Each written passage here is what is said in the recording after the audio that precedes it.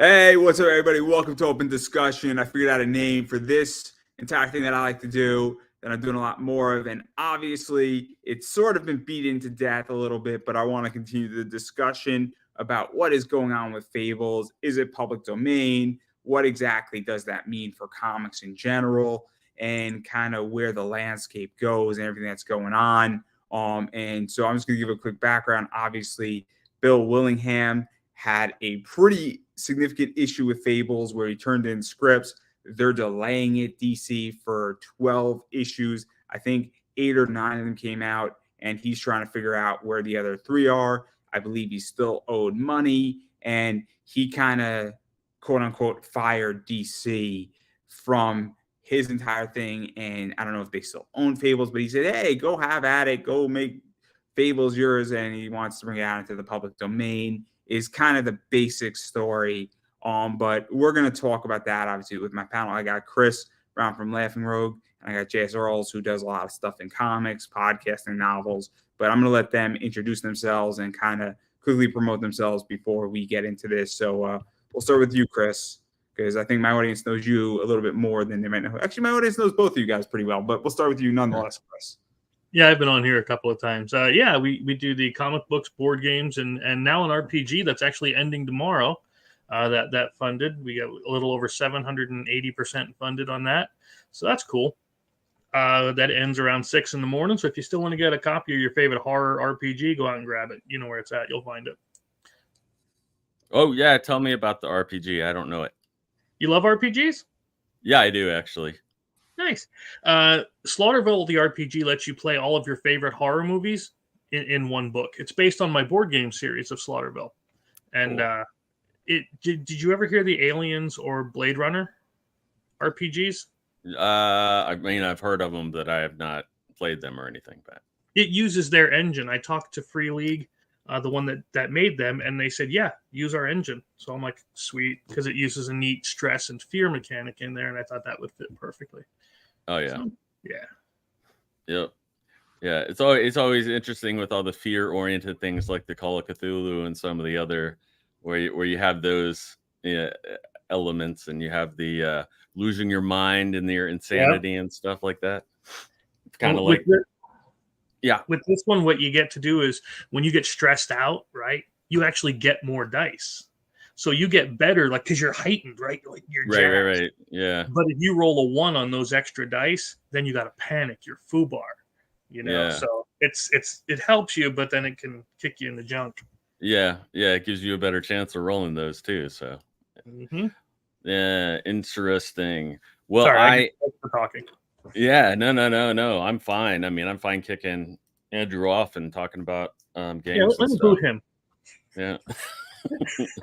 No, I've been on a which it's funny. It's one of those things that I knew I needed to do it because I work with a lot of voice actors and I do a lot of writing and stuff. And I have one podcast that I do with different people that is it's our own like superhero universe thing that I created with another professional writer. And then we have like 40 or 50 actors on it and that do the roles. But when COVID hit hard, and that's Supersonic Pod Comics, if anybody wants to look it up. But when COVID hit pretty hard and everybody's locked down and stuff, I know a lot of people were dealing with stuff, psychologically and just feeling separated and everything. And we had talked about, we knew that a bunch of us, especially from having such a large group, that we knew a lot of us either used to or still currently were like playing RPG games or different things like that. And we were listening to a lot of the different shows. And we were like, man, we really need to do like one of our own with some of the different cast members, just for fun more than trying to make it its own thing. But it ended up becoming its own thing. And and I was on it just as I don't know. I was thinking more as like comedy relief, and since I knew I was not very good at acting, but I knew I needed to be able to let go more and try to do kind of better acting and stuff like that. And also just to know what the voice actors and people, what they go through on the other side, since I wasn't, hadn't really done a lot of that myself. I'd done very little. So I was really kind of pushed myself into it, and I'll just, I'll do this for however long it takes. And we planned for it to only be like 6 episodes. It ended up, it's still going now. And this is like, I don't know, year 3 or something. And my character's become one of the more popular ones.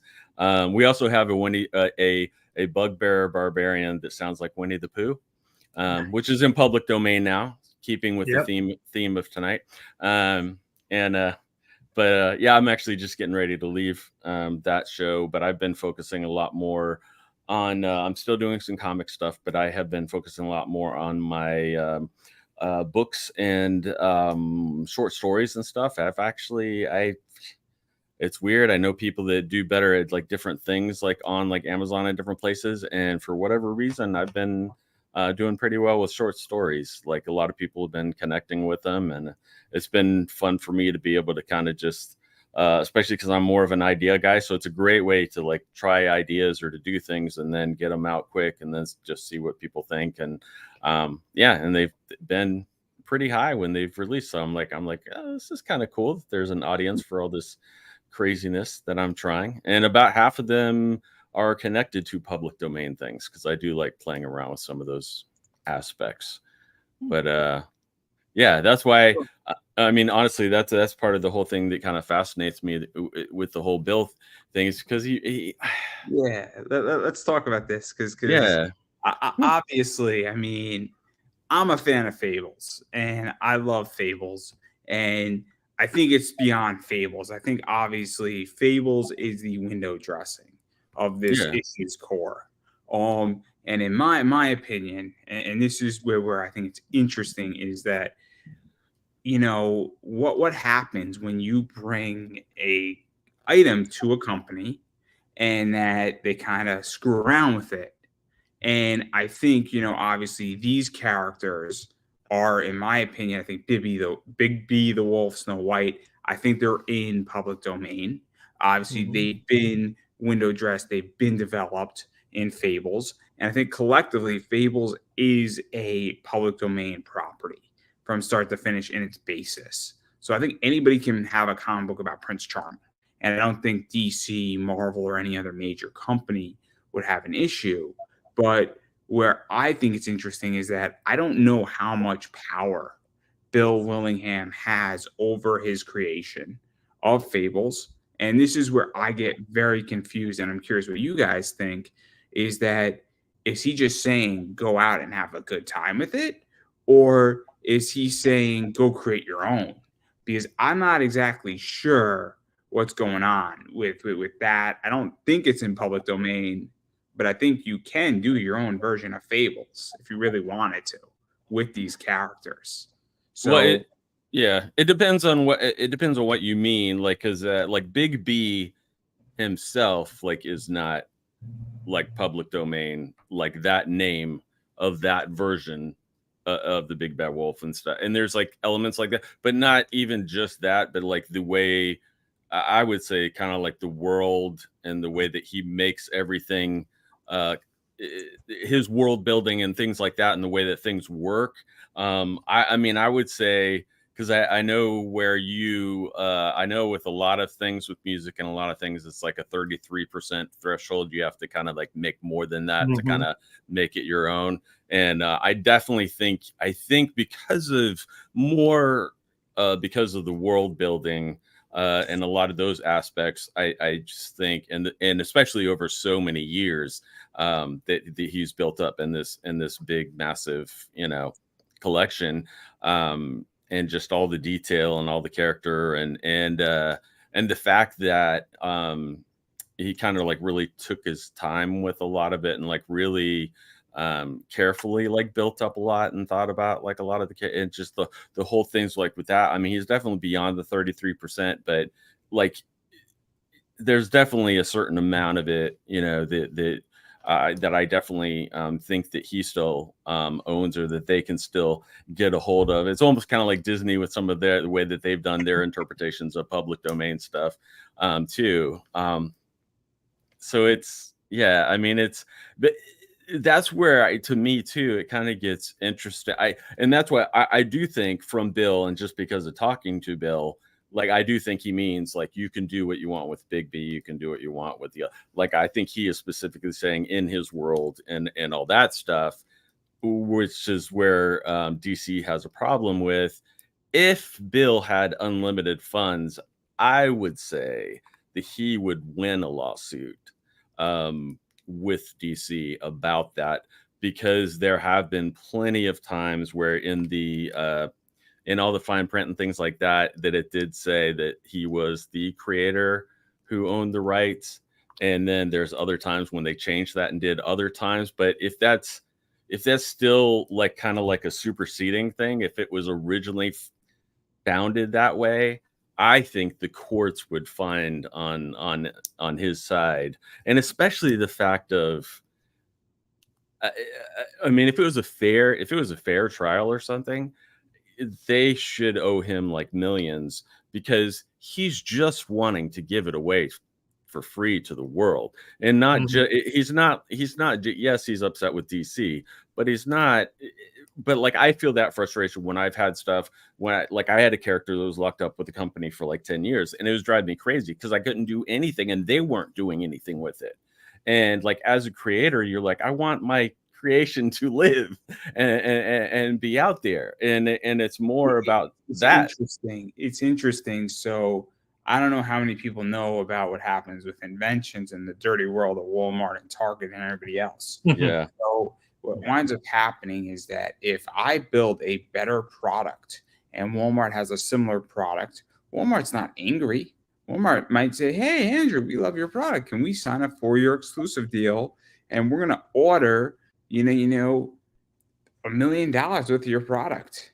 You know where that $1 million worth of that product goes? It comes to me. I produce it. I make $500,000 off the whole deal. And they put it in a warehouse and they lock it up for 4 years so that they have their Walmart brand. And that's what they do, because they don't have a problem. And let's say I have a patent and I get to renew the patent. They don't have a problem in 4 years, me bringing it to Walgreens or to Target or someplace else.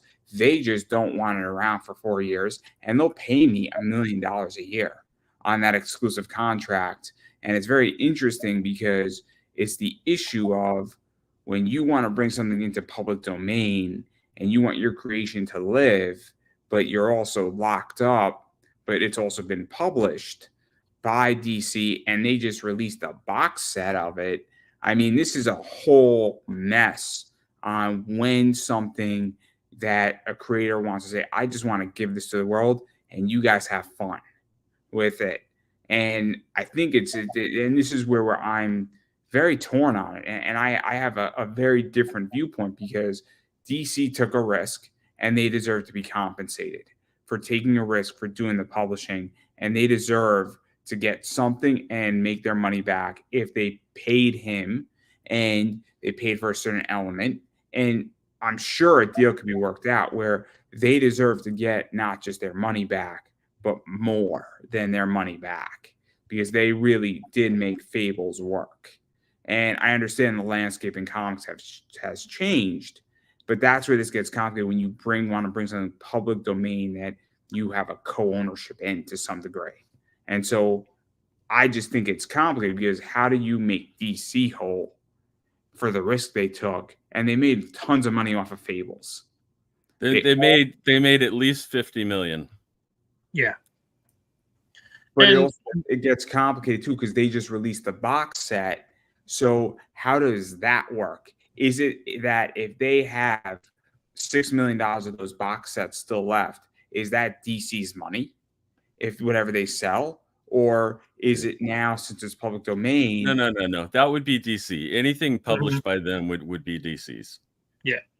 And that's pretty much like what he was even saying in his announcement. I mean, it's like, obviously anything they published, anything like that, and that they have and they have it in, Comixology and digital formats too. And they can make all the money they want off that. They can make all the money they want off of the images for t-shirts and everything, merchandise and all that stuff too. And here's the thing. Public domain doesn't stop DC from making the comic, right? Right. They can reprint it in perpetuity using the original work that they own. Yeah. But again, it all like that Telltale thing. Like he was kind of shafted on the game. Yeah. Yeah. And that's where they actually, that's tough because, especially because of the format of that is somewhat comic booky. So you expect it to be a certain amount true to the original, whereas and it's funny with comic fans because we've gotten so used to a lot of the more modern live action movies trying to be a little bit closer to what was in the source materials or whatever. Not all of them, but a lot of them trying to do something in that. And it used to be, I mean, we all know, I mean, it used to be nowhere near what the source material at all, and that's where it gets kind of, and that's why I would be interested to see like what that specific agreement was and what the and how much say so with that, and honestly, and there's also there's also, and I don't know what it says in his contract with DC, but they haven't, it's been many months since they were supposed to put out a Fables comic. And legally, I don't know how long that contract is for. And it's almost like a licensing deal where if you don't do it, then like you lose the rights to publish it going forward. And that again, that just counts on whatever the next stuff is. It doesn't have anything to do with what they've already done because they've owned that. And that's the thing, like all of that backlog and everything, it would go to them. So I want to ask a question because I want to clarify. So if it goes into public domain, does that essentially mean that if somebody wants to do a version of Fables and everything is in public domain, that means that anything that was published under DC technically wouldn't be in public domain? So No. issue 1 of Fables would be DC's, but Fables Town would be fair use, that Right. I could write my own Fables Town and I could pick, I could pick, Amsterdam 1668 Fables Town, and I could do a 4-part series in that world, in that thing, and I could use elements of it, of like the first immigrants coming and sneaking into Ellis Island to get into escaping the adversary. Is that more where public domain would look like, or would it look more like, hey, you could reprint as many Fable ones as you want? Because that is where I think the confusion is going on with this, to be honest, is that I don't think people fully understand what this means exactly. I think it's very important to understand that. I think it's the latter thing I described versus reprinting Fables 1. Right. Like if when Superman finally goes into public domain, and I think that's not going to be too long, I can't go reprint Action Comics #1, say I did it, and then make money off of it. That's not mine. I can't do that. But you could take the Superman character as it was at that time, and that's real key with public domain. It has to be as it was in that specific time period, and then use that. So you couldn't use like a modern Superman, which is why DC always changes the costumes. Right, the logos and everything with Batman and everything too. Yeah, so you'd be able to use the old versions, but you could not use the new. Now, but a lot of the characters, like you were saying, in Fable are public domain themselves. Little Red Riding Hood and so on. But Bigby, like you mentioned, I like him because he's like a noir detective kind of style thing. Right. But did you ever hear of Battle Brick Road? Eric Weathers did that. It's his take on Wizard of Oz. Right. And so, yes, the Wizard of Oz characters were public domain, but you couldn't use the Battle Brick Road stuff because that's his unique take on it. Yeah. You can make the argument about Gregory Maguire with Wicked. Yeah. Gregory Maguire's work is not public domain. If you want to talk about Elsa, the Wicked Witch from the West, she's public domain. But his version of her is not Glinda. You could have your own thing where you could have Glinda, the Munchkin Killer, and have a good old time with that, and that's perfectly fine. but you Right. can't have Glinda in school a ripoff of Wicked, from my understanding. You could allude to it. You could allude to her schooling in a book where she developed a fetish for killing munchkins. That's perfectly acceptable. We all know how I feel about Glinda now. I'm telling you, she's a mean bitch. That's all I'm gonna say. But anyway, I digress. I love Wicked. I'm sorry. But that's my understanding. But it's very interesting because this is where I think the whole discussion is getting all whacked out. But you could still have her in a school, or you could still have her murdering a bunch of munchkins. It's just Right. you couldn't use the same. I mean, yes, dialogue is going to be similar sometimes, but you couldn't use the exact same script or that he used. Right. The same thing with Fables. I can't. You can if it is truly in the public domain, like he wants it to be. You could use Fabletown and you could use Bigby, but So this is the question. I mean, there are events in Fables that have happened, right? Mhm. Yeah. So them going to war, the Battle of Fabletown is Mhm. this big event that occurs. So if you have a side quest and you have a bunch of people rebuilding Fabletown, like if it's in public domain and the Battle of Fabletown happened, how does that get diced out? Because Elseworld. what? Elseworlds. You're in a completely. You're Yeah. using the things, but it's your universe. So no. My question is that if they defeated the adversary and you're writing after the defeat of the adversary, I mean, that to me would almost have to fall into public domain, meaning that you can't go and because I feel like you should be able to mention certain things that have happened if you're continuing because if Bigby and Snow White have children and you're Mhm. writing your own thing, I mean, if they have 7 wolf pups, that to me should be public domain. You might not be able to necessarily have them going and seeing Green Red Riding Hood or Robin Hood or whatever that the 12 issues that he just did are. But if they're going on a family vacation, I mean, it's like this is where it gets tricky, right? Because at what point does it deviate and at what point are like what elements are actually public domain? Because there's certain key things like Fabletown is in New York. Like you can't change Fabletown. You can't change the fact that Jack, went out to California for like 17 issues and then came back. Like there's certain things that are timelined out. You're right, but if the characters are there for you to write any story you want, Yeah. you can. You can do whatever you want. You don't have to follow the original continuity just because it's in public domain. You can write it as if it's a whole new universe. Just you're using those characters in that universe. This is my version of Fables. Yeah. Now, are they all going to be good? No, 99.9% are going to suck a hard one. But I'm Yeah. just saying it's a possibility. You don't have to follow like the adversaries. You don't have to follow when the pups were gone. You don't have to. None of it doesn't have to exist for you. You can do what you want. But you got to be careful about the names and stuff. Like saying Fabletown, probably be better to call it Fairy Town.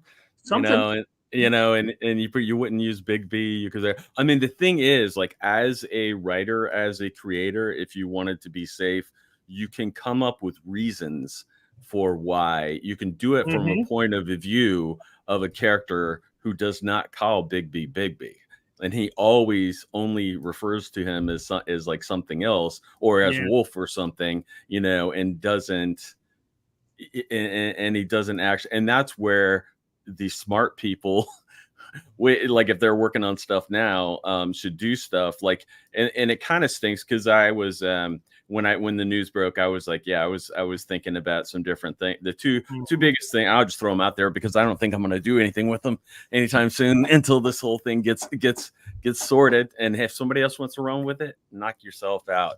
But I two of the biggest areas that are rife for people to play with are the architect's backstory, how he became what he is. Was he originally good? Did something happen that because everybody just sees him as evil or bad all the time? It's like, Was he originally good? Did something interesting happen in his backstory?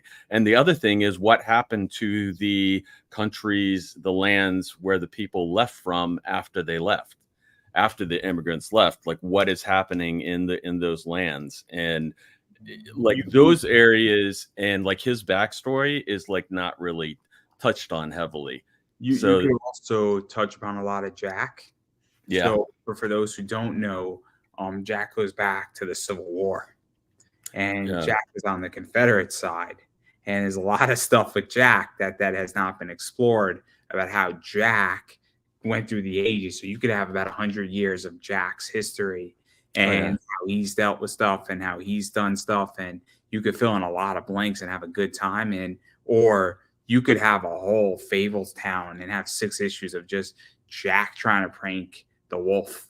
Because in a lot of ways, Jack does not call Bigby in a lot of issues. And it's about getting creative. I mean, there's a lot of characters who do not refer to Bigby as Bigby. And so it's just very interesting. You know, it said Jack is the way to play it.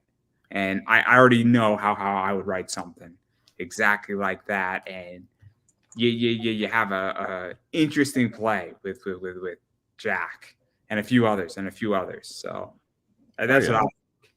But I think this is interesting because it's how much, because this is not Winnie the Pooh, right? Winnie the Pooh, from my understanding, is a natural public domain where the creator, author, artist of Winnie the Pooh had the rights for a while. And then what was it? It's Life plus 70, or was it something else before it changed? That Sonny Bono and Cher created. Because weren't they the ones behind all the copyright laws changing? Yeah, something like that. Yeah, it was the Sonny Bono law or whatever. But but I mean, again, too, that's only U.S. That's not. I mean, every other country has their copyright laws too, and it gets really tricky. But like Conan, what were you saying? I say like Conan the Barbarian is public domain in the UK, but if you try to write a Conan story here, you can't. It's you're not allowed. Yeah. But I mean, if you're in the U.S. and something is public in domain in the U.S. and it's not in the U.K., I don't know. And again, I'm not a lawyer, so I don't want to profess anything. But I don't think a U.K. I mean, maybe a U.K. publisher would sue you. I don't know. But I think that it creates bigger issues because it's also an issue of international courts. And is it really worth them doing it unless you're pulling in millions upon millions of dollars? If you're on Kickstarter for doing a Winnie the Pooh thing and somebody in the UK is upset about it, they might say, look, this isn't worth the effort. They're not shipping it here. And am I really going to war over 15K? So that's the other thing, too, about public domain. But the reason why I bring up this thing with Winnie the Pooh versus Fables is that Fables isn't the life of the creator plus 70 years. It's somebody who says, I want to bring this into the public domain, and you have a corporation involved in it. And versus Winnie the Pooh, which was a natural coming of copyright expiring and other things expiring, which was life of author plus 70 years. And so I think with Winnie the Pooh, everybody understands Winnie the Pooh.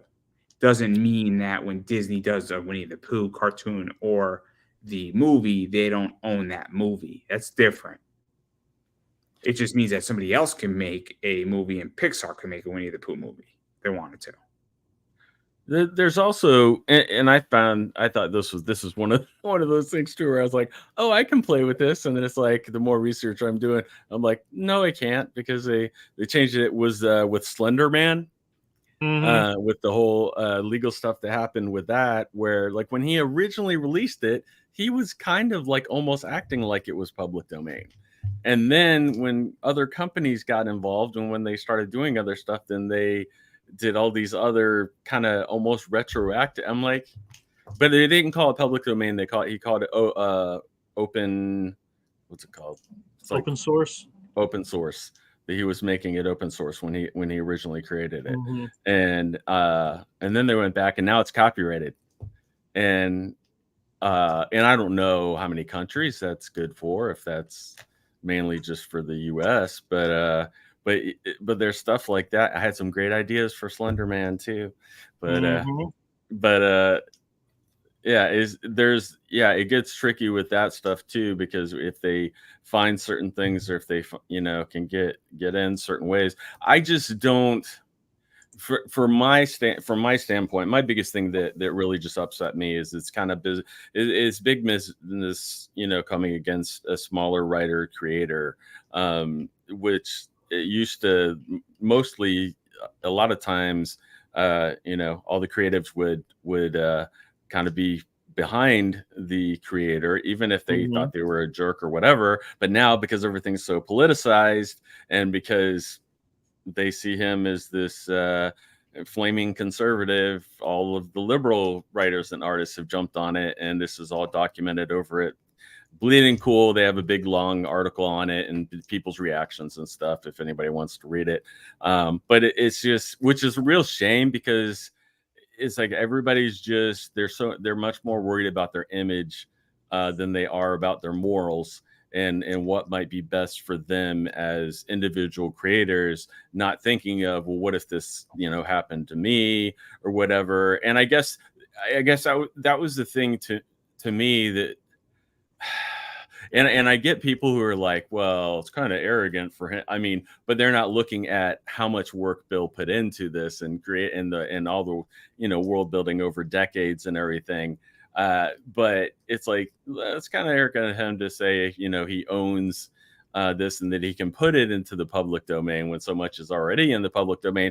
But for me, it's like, well, how much more so for DC to say that, and So that they're willing to go to court and spend thousands, even millions. My experience with big corporations like that, they would be willing to spend millions to keep it so away from him. let's actually talk about that. So this is my thoughts, right? DC can afford to spend millions, and they are spending millions because they understand that they can be beyond punitive, and that they can bankrupt somebody, Right. and they can do motion after motion after motion after motion. As somebody whose father's a trial lawyer, and sometimes in life it's called delaying, because shit happens when you delay. It is a legal tactic. Legality is expensive. Yep. No question about that. And when you go to a trial, everybody, I'm going to give everybody a nice piece of advice. Everybody can take it however they want. Be prepared for a war is all I'm going to say. It's nothing personal, but the people who are ready for wars when they go to trial usually are the ones who at least have a fighting chance. If you are not prepared for a war and you're going to litigation, you're going to lose hard. Even if you have all the facts, you're going to lose hard. So that's all I'm going to say. But yeah, what were you saying, Chris? Well, so he came out and actually said he doesn't have the money to fight DC. Right. So, Yeah. so DC's like, screw you, we're going to They're do like, this, bam. knowing that he's going to back down anyway. So, Mhm. yeah. So Because let's actually talk about this, because this is my whole issue, is that if DC gets the 162 issues of Fables, they get all the Cinderella stuff, they get all of Jack of Fables, right? All of that, I think, is fair that they would get. They get Arabian Nights, they get the side stories, they get the specials, they get the James Jean art book. All of that they own. That's not public domain. all the art from it and everything. Yep. But let So me ask. Go ahead. so I just want to clarify my point. Sorry.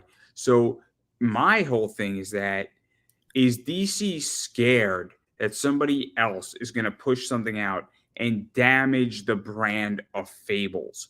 Because there is a fair argument to say, look, if every indie creator now cheapens this brand, does it create confusion of what is the real Fables? What is the, I don't want to say the fake Fables, because it's not the fake Fables, but now if I put out a shitty Fables book, not that I have any intention of writing one at the moment, but I put something out, does that hurt DC and what they own? And this is where this gets complicated, is that it wasn't blessed.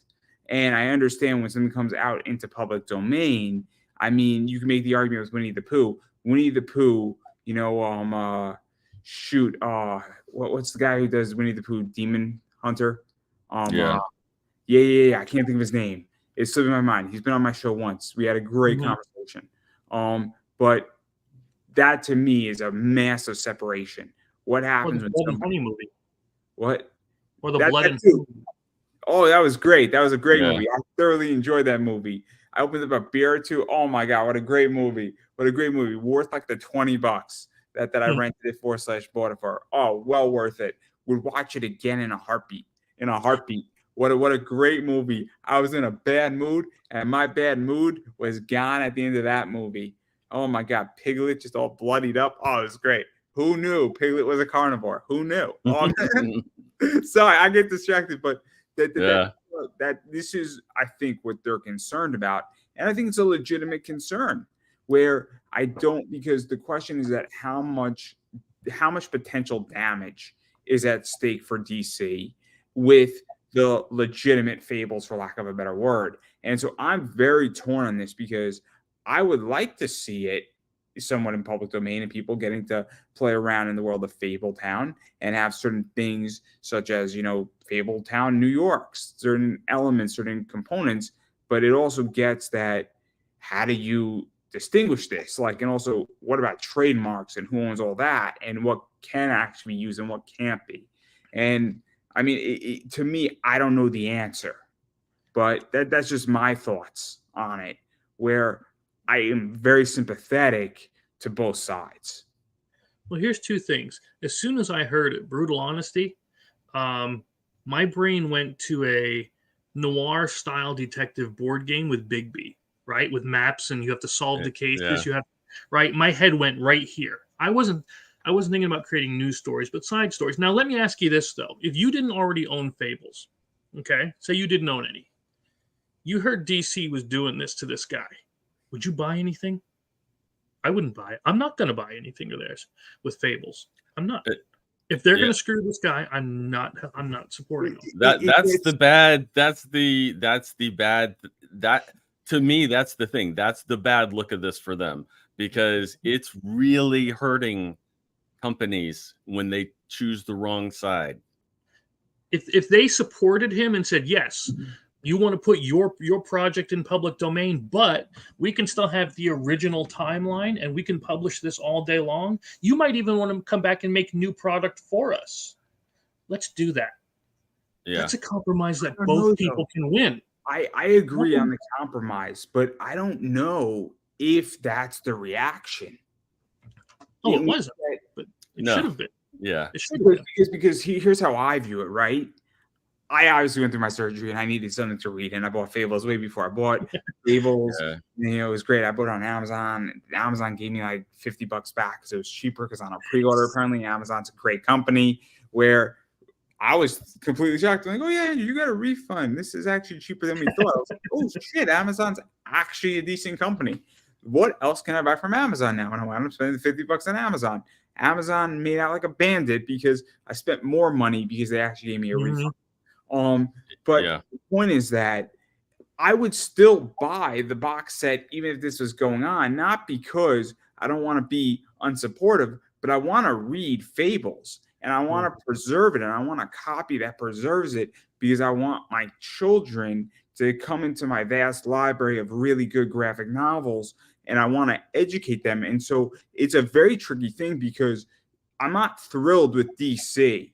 I'm not buying DC comics, but I specifically know Fables, the first 150 issues with a bunch of the side stories in a collected edition, is well worth giving to my children when they're of age to teach them this is what a good comic book looks like. So I'm in a position where it's like, do I want to deprive, myself from enjoying it and also passing on something that when I have children and they're 12, 13, 14, to say, here's what a really good comic looks like. It's the same thing with Alan Moore's Lost Girls, where that's an excellent book. I'm going to give it to my children and, say, hey, here's my library. This is when you're 17, 18. It's a really good book.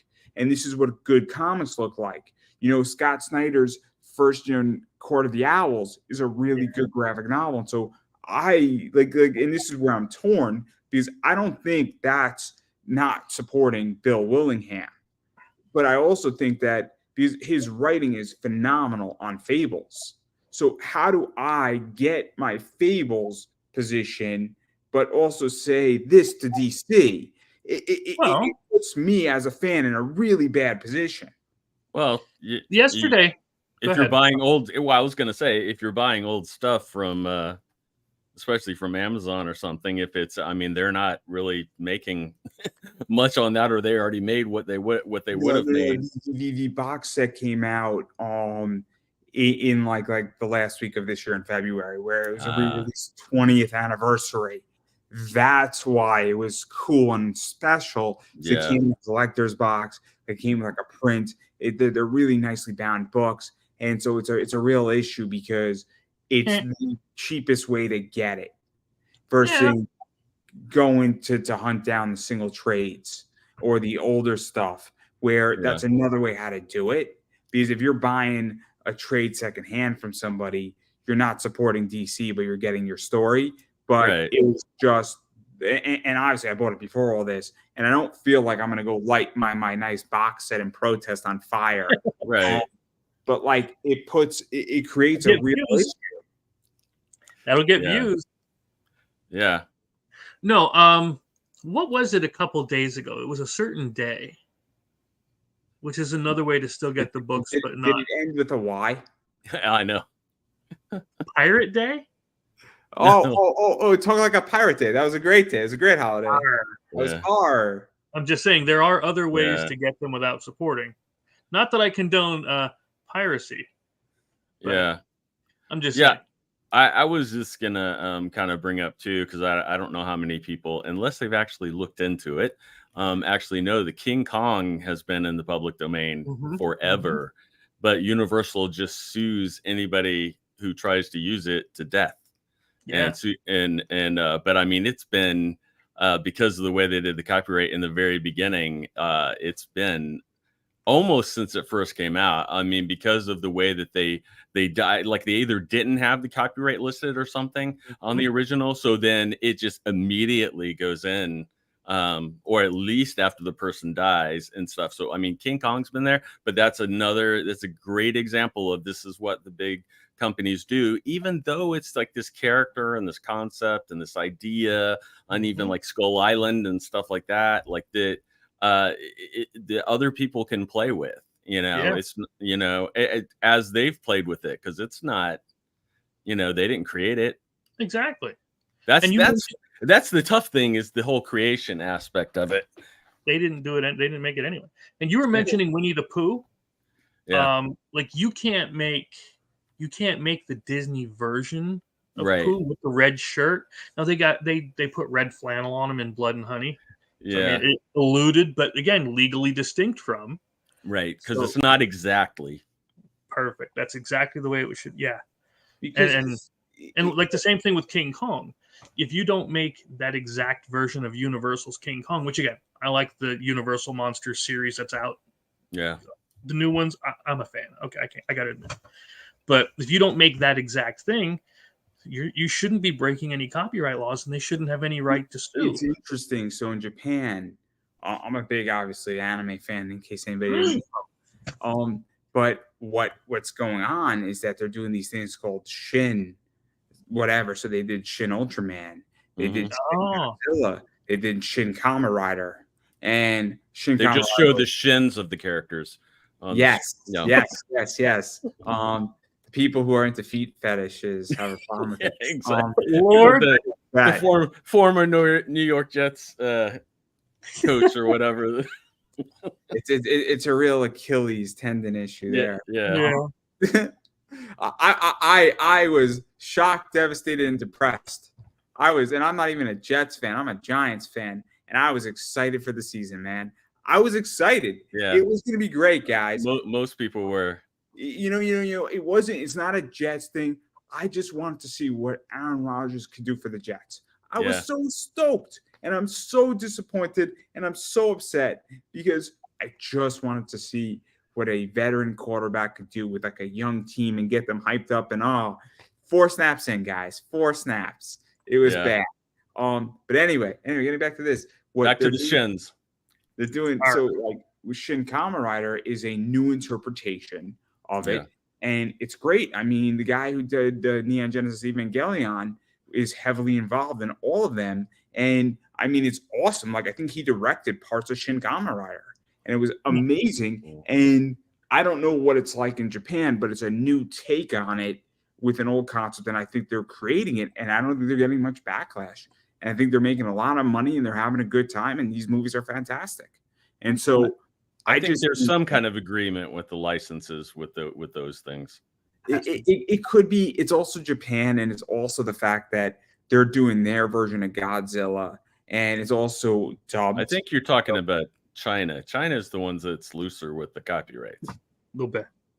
I mean, I don't know exactly. I know that Shin Kamen Rider was definitely out of Japan, and I know that Hideo Itami, I want to say, did Neon Genesis Evangelion. So I think that there's some probably license agreement, but again, they're doing that in a fun way, which is awesome because they're revitalizing it. And I think that Shin Kamen Rider came out 50 years ago. So if you did the original Shin Kamen Rider, your original is now relevant too. And guess what happened? Me and my friends, after we saw Shin Kamen Rider in theaters, we bought Kamen Rider. And so they made money too because we're like, this looks awesome. And they showed clips at the end of Shin Kamen Rider of Kamen Rider. Like, and it was awesome. And they did comparison scenes, and we're like, we got to see this first original too. Yeah. And that's how DC should have looked at it too, that it would have bought all this attention. People would have been buying digital versions, print versions, the collectible, I mean, and merchandise. But they were bullies. Let me ask a question. Would you guys have a problem if they did a tier down concept where they said, look, we don't mind you bringing this into public domain, but can you give us 5 years of more of an exclusivity over it, and then we'll surrender our public domain, and then that's what it is. So at least we can get to year 25 and we can do a big celebration, make a bunch of money. You're going to make a bunch of money because to me, again, we talk about compromise, right? Yeah. Because DC, it's Fables' 20th anniversary. So on a business level, DC might have wanted to capitalize and have this a little bit more under their control because it's 20 years of Fables. And so like, that's the thing too, is that I don't think that I'll be honest, I think Bill Willingham is just pissed off. I think he's frustrated that his shit's not getting published, that he's owed money. And I think there's an issue of communication. And I think what happened in this circumstance, this is just my take, is that both parties just weren't communicating with each other. And I think that basically they both took the nuke option. I really do. I don't think that this is all on DC. I would say it's mostly on DC because this is the way Marvel and DC deal with their creators now. Especially if they're not in the top two, they could care less. I mean, sorry, they don't feel that they owe communication to the creators anymore. Yeah, I mean, I think that would have been a good compromise with the 5-year deal to get to the 25th anniversary because it's a silver. It's a big thing. I know I just had my 25th wedding anniversary. I should have done something for her. Anyway. Fuck her. I mean, no. But here's the thing. DC Comics and other comic companies are selling so low now that they are scrambling. They came out of this, yes. Bill might have gone for the nuke, but they didn't also have to be a big bully about it either. They could have come with this instead of going to him and saying, "You even attempt this, we're suing you into oblivion." And they knew they could do that because they knew they haven't been paying them. Sorry, I'm not a fan of DC anymore with after what they did with this guy. To see how they treat their people is so this is the issue though, right? If we're going to talk about that issue, this is what it comes down to. So I can't stand certain people personally in comics. Oh, I think they're horrible people, but they're good writers. Right. And so this is the issue, is that am I thrilled with DC about this issue? No, I'm not. DC, though, does a comic called Ruby, and they do crossovers with the Justice League. I thoroughly enjoy those books. So, am I going to say, I get that it's published by DC, but I enjoy those books? Am I supporting DC directly, indirectly? Kind of. But I also enjoy the writing on these books. I enjoy the people who do these covers on these books. And can I separate that? It's a shitty company. They do shitty things, but I enjoy this product. And so if I'm going to go buy Fables, and this is if I was to go buy that 20-year box set, that's where I have to go where, you could say I'm not going to support DC, but if I buy that box set, I say, look, I'm also getting a product that I enjoy. I understand that that company is going to make money, but I also enjoy the product. And they didn't taint the product. They didn't change anything in the book that's 20 years old. It's just that they're the only way to get the nice remastered edition. So if I'm a fan and going back to a newer product like Ruby versus Justice League or X Justice League, it's not a canon book. And I love Ruby Rose teaming up with Superman. I'm sorry, but I'm a huge RWB fan. I don't even know what that is. It's an anime. Well, I was just going to bring up because of him bringing this stuff up because they're getting ready to release the Justice League versus Godzilla versus King Kong. No. Yeah. Oh my God. And they have a bunch of actually really fantastic artists. The only thing that's kind of crazy about it is because like Legendary is in with Warner Brothers and all that stuff, so like that stuff makes sense. But the crazy thing to me is a lot of times when they do these things, it's like a 4-issue series, maybe 6. Usually it's a one shot. This one I think is supposed to be like 12 issues. And I'm just like, really? Like 12 issue and they're specific. And now I know that there's going to be other teams and characters that are involved, but still just them prefacing it as Justice League versus, I was like, it would make more sense if it was like DC Universe versus Godzilla and King Kong to get 12 issues out of. But they're like, it's but that's another big thing that's going to be coming out. Right? Let me ask this, because this is a really good question, right? So let's say you really enjoy Godzilla, King Kong, and you like the Justice League, right?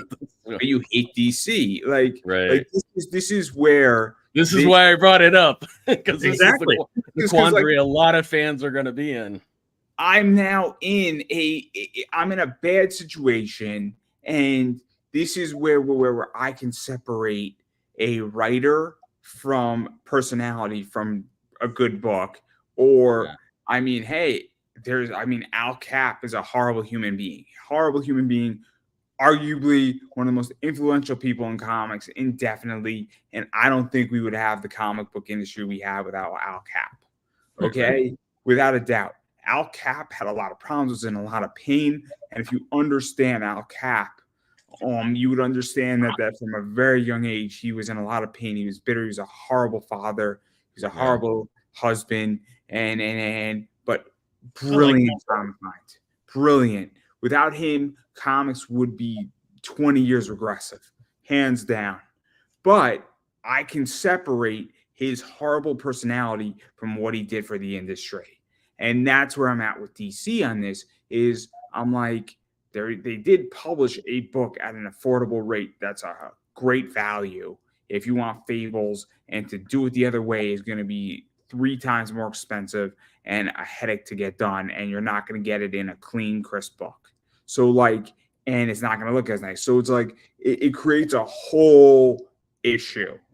And now but I'm not buying DC books and previews anymore anyway. I'll buy one of these special editions every 2 or 3 years. So am I really supporting DC heavy, right? I would say no. And I get the Chris Benoit defense, separating the art from the artist. Right. Like I still like the Rabid Wolverine, the character, aside from what else happened. Right. Paul Heyman and I get that if I don't buy those, 'cause you got to admit, I am the target demo for that Justice League. I know. Right? If I don't buy that, I understand that I'm hurting that artist, that writer, that letterer, Right. and as a creator myself, I don't want to do that. Right. But do I also want to support a company that's going to bully their freaking creators like that? I don't know. That's the problem. That's a moral dilemma for me. If you buy, let's say that you like naturally, I am buying a book like the Fable box set once every 3 years. But I'm Right. not buying DC in previews anymore. I'm actually not buying much in previews from them. I might pick Yeah. up a DC graphic novel once or twice a year. And I am massively supporting them. So if this is your treasure chest and this is your candy at the candy store, if this is like Mhm. your kryptonite, right? And you buy all 12 issues and you spend $36, but then you don't touch them for another 4 years and you spend another $50, are you really supporting them the same way versus somebody who's like, I'm a Ravage DC fan, I buy 52 titles every single month? Because if the person who's buying 52 titles drops out and drops down to 10 to say, DC, you really screwed this guy on Fables, that's a different discussion. So, like for me, my argument, and it's not the best defense, but if I'm spending $120 every 3 years on graphic novels with DC, I'm not supporting them the same way. And so, if that screws Bill Willingham slightly by 0.5%, but the other 99.5% is not, and I'm anti-DC, he's going to have to take the 0.5%, and everybody else in the community is going to have to take it as a consequence. See, I think that this is where too, like I mean, for me, I'd say everybody has to judge for themselves. Mhm. It's personal conviction. It's your it's for me, it's always like attitude is like the reasons, the motivations are everything for why you're doing it or why you're not doing it. And but with Chris, like if these things didn't happen, he might be willing to buy 1 or 2 issues with special covers that he might not buy now. Like it's DC's fault that they're leaving money on the table because they don't care about, and people really need to frame it as they don't care about their employees. Exactly. And that's, and that's and that's something that I mean, this is a big, movement right now. This is why we have the whole populist thing going on. This is why we have, all of these different boycotts. That was a DC bet, right? Yep. It's that hurts that they did that. That's right. Yeah, and it kind of put it definitely like it puts it's like taking a downer. It's like you still like the thing, but it's just you're not. I mean, it's like anybody that has liked a sports team and then something bad happened or whatever, or there's something really, really, really bad and gross and disgusting or whatever. It's like, it doesn't, like, it really throws a wet blanket on on the way you feel about stuff. I mean, I know so many veterans that have left never hardcore NFL fans, and when people stopped, singing the anthem and stopped standing for the flag, they left the NFL and never came back. And most of them, like, they're still, and it's, I mean, but I mean, I see both sides. And I do think that, I'm one of those that I think both sides are important.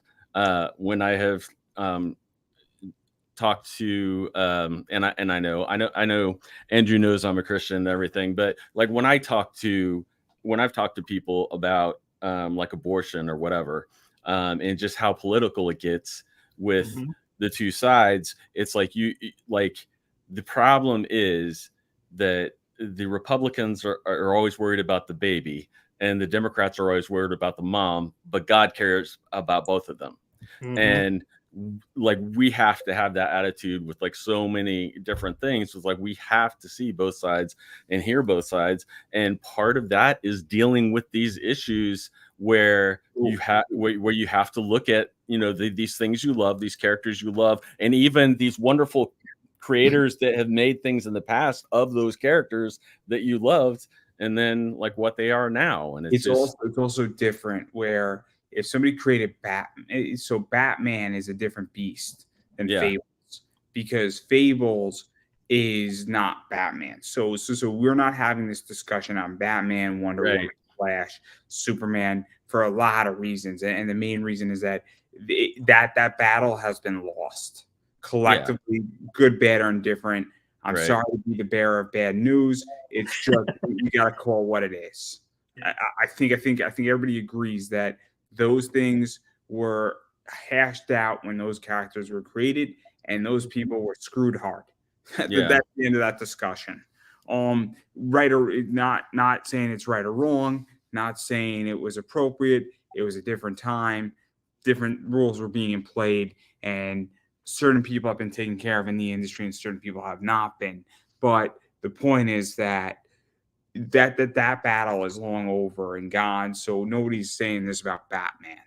Right. The question becomes is that when something was created in a Vertigo label, now DC Black with Fables, that's different because that wasn't Batman. That's a new concept that is in the modern era of comics. Well, and it was also creative. It was also creator owned properties that were in Vertigo as opposed to the others. That's what I was going to get at too. His contract said creator owned. Yeah, and that's at least from what I read. Yeah, and I mean that's the thing. You'd have to look at every single issue, but if you go back to the very first ones, that's the thing with legal stuff. It's the precedent that's gonna matter, and what it originally said, regardless of what they changed it to later. And that's the thing. With Batman, for me, especially if I owned Batman, I would care just as much about the symbol and the logo as I would about owning the character. With Fables, it's he's not saying that he's not even really saying you can call it Fables or that you can use the Fables logo. You can just take the concept. And I mean, I know Bill's older. And the question is that if you can take the concept, right? I mean, is he really fighting for things like, cool, you can use Fables-Town. You can use that exactly because right now, my understanding is that DC doesn't want to release that. They don't want to release the farm. Right. They don't want to release, Bigby. I mean, let's table Bigby, but New Haven, right, which is Flycatcher's territory, if I'm not mistaken, because locations in Fables matter, meaning that you cannot take the concept of Fables without having Fables-Town or New Fables-Town being. I can't think of the street. It's off the top of my head. I don't remember the street. It's up in the sort of New Amsterdam area in New York, I think. But you can't take the concept of Fable without having to use Fables-Town and having certain things where you could change out King Cole for the mayor. That's not the thing, but the mayor's office has to be there where you can't have a different. Fables-Town can't be in Midtown Manhattan. It just can't be because that's not where it is. And that's even if you revise it, certain elements of Fables-Town and of Fables can't be changed if you want to take the concept. But from a structure standpoint, you have to, so the thing about Fables is that my understanding of the concept, and I make this argument, is that a bunch of Fables escaped the homeland because they were being hunted down by adversaries, and now they're in a human world in a town in New York. Then it's their daily lives is the basic concept of Fables. So you need certain grounders is the concept. So you could technically take what he did and do it in California and do it in San Francisco. You could easily do that. But the point is that there's certain things such as they escaped from something to come here. Like you cannot tell me that. I would find it very hard to read somebody, if you were to do Fables, that I feel you need the adversary push in that concept, that they were chased out of their homeland to come here, because they didn't just come here for no good reason.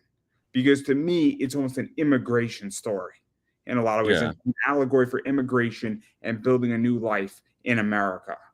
And it's very similar. So you could have a Angel's Island version of it instead, but they need to be chased out. And that's what I think is complicated. So like, and then you could have the story deviate in 15 different directions. But the impetus of Fables, I feel, can't be changed, and that's the issue. What if, and again, I believe he did say that, I think he did say that everything DC published and stuff was owned by them, as far as the comics and things, but the characters and things were free to use. What if somebody took it and did it like when the Chinese moved into California back in the 1800s? What if they focused it in that style instead of just an immigration story from one side? They took new characters in the Fables, called it a Fables universe story, and looked at it from there, or Vikings coming to Canada, or where, and so on. I mean, I think that if you want to It would almost still have the adversary aspect, but it would be put into a new setting. I think that ultimately you could have that. I mean, honestly, the easiest way to get around this is that you start somewhere in the middle, right? So if you were to do Vikings, you have a bunch of Viking fables, right? And they're pillaging, and so they came over. You don't know exactly how they came over, their origin story, but they're Viking fables, right? And they're going to Canada, or they're going to Scotland, and they're having a fun time pillaging and doing whatever they want and settling in Europe and having a grand old time. That could work. But if you want to have the Angel's Island and do almost the side in California and make it your own, there's certain elements I feel that have to be public domain and have to be free to use. So like the portals, right? There are the concept of the portals of how people get into this world have to be free to use, because that's a key aspect, and they are well defined in Fables. I know this world so well. Like I went through some tough times, and I read a good chunk of Fables. So, and then also the destruction of the world. And so you could have portals in different areas, but obviously, that's just where I think it's complicated. But I think that you could have a Fables type of story. I don't think if you want to avoid all the names and make it a lookalike and everybody knows what it looks like, but you don't mention any of the names, I don't think you need anybody's permission. The question becomes is that I think everybody wants everybody's permission because they want to make bank on it. And that's what I think, because if the three of us wanted to do this and it was public domain, we could use Fablestown, which might generate interest from somebody who says, I want to continue Fable stuff. So that's the other problem, is that I don't know if people are actually being altruistic of why they want it in public domain. Mr. Earls, correct me if I'm wrong, please. That's just my opinion, though. I could be wrong. You guys can disagree. No. Be my guest. No. But one of the big things that he was upset about was Telltale Games. They wanted to change the major aspects of the story. So I honestly believe, with him wanting it in the public domain, he wanted his original line to continue, but then any deviation would either happen after or be like side stories like we were talking about. Again, I could be completely wrong. I don't know him as well as you do. No, and I don't know him that great, but yeah, but he's it's more. For him, it's more of the love of the character and the creation, the thing that he put so much thought and energy into, and there's like a lot of I don't know. There's like some of it's like symbolic, some of it's like allegorical. It's just it's just like he just put so much into it that it's that's the thing. And this is also coming in light of he was like really screwed out of Elementals that he originally created, and there's other things with that, like where he's just like, okay, now I made this other thing that's even bigger and better than that, and I just want to share it with the world. And I mean, just like you guys are saying too, I mean, that's where it gets to the, like, if he's not giving away like the logo and some other and even the pre-existing stuff, it's like I don't understand what DC is so paranoid about, because it's like, what do you, like you I don't like where it's going to be splitting hairs to, where you can do portals, but you can't do this town, and you can do that town, but you can't do that town. And it's, and it's like, and that's where it gets crazy that's where it's like a controlling thing.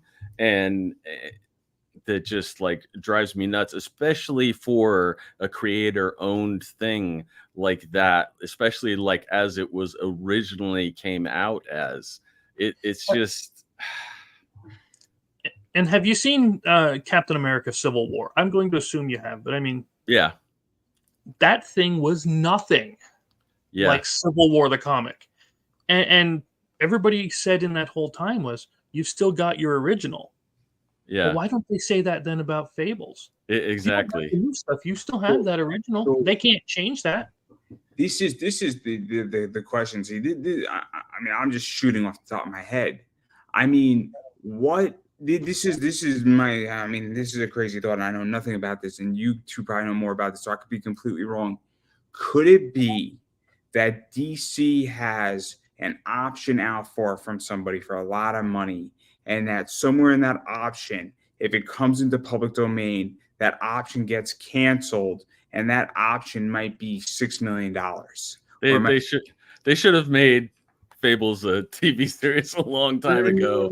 But you get I hear what you're saying. Yeah, because now the question becomes, what if it's not just an option for a TV show, but what if it's for a video game? What if it's for a reading book? What if it's for 15 things that are worth $50 million? And that's the issue that's going on. And that the real problem here is that they don't have a problem with people creating their version of Fables. They have a problem because they have a shitty contract that's now putting them into a bad position. And maybe that's the issue. Or the second thing is that maybe this is a strategic position, because I don't know how many what you guys know about patent law, but Microsoft and Apple have patents against each other, so that if I violate my patent, you violate mine. So how about we just back off and I'll revise my product? Don't sue me, bro. So what if this is also what's in play, because they're dealing with Disney, and that this is a weapon in WBD's arsenal that gives them coverage for whatever bizarre reason? I know this sounds crazy what I just described, but I don't know if it is crazy, because we're in a weird world right now where any intellectual property, and just because somebody wrote a shitty contract, and now they're in like, fuck.